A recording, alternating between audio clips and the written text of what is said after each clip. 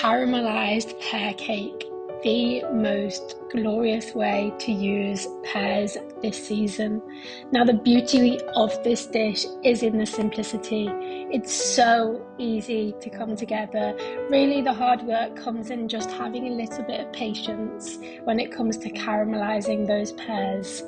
It is so moist and gooey. We're doing layers of caramelized pears at the bottom, caramelized pears in the mixture, and caramelized pears on the top. And trust me, this is not one to miss out on. If you're loving our content, please feel free to head to meetvegans.com and check out the rest of what we have to offer. Now, all you have to do is peel the pears, take the skin off, take out the core, and dice this into cubes. Once it's into cubes, we are then going on to the caramelization process. It is a little bit of a labor of love. You just have to have some patience. It's a case of putting some vegan butter, some coconut sugar into a pan, letting this brown slightly, and then pouring in the pears and letting this reduce down until there is minimal liquid left.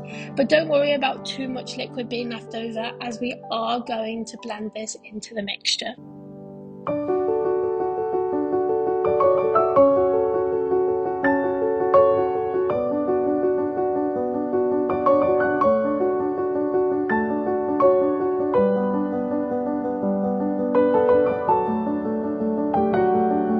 Once the pears have nicely caramelized, it's bringing our sponge together.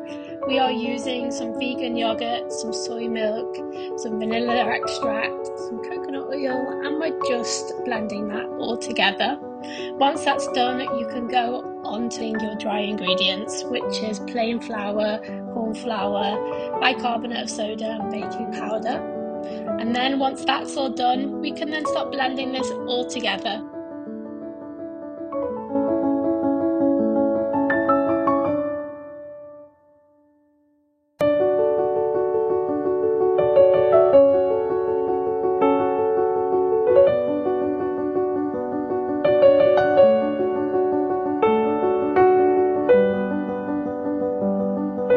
Into the wet mix, we are just going to pour in the excess liquid from the pears and a few of the chunks, and then blend this together one last time before we then blend our dry and our wet together.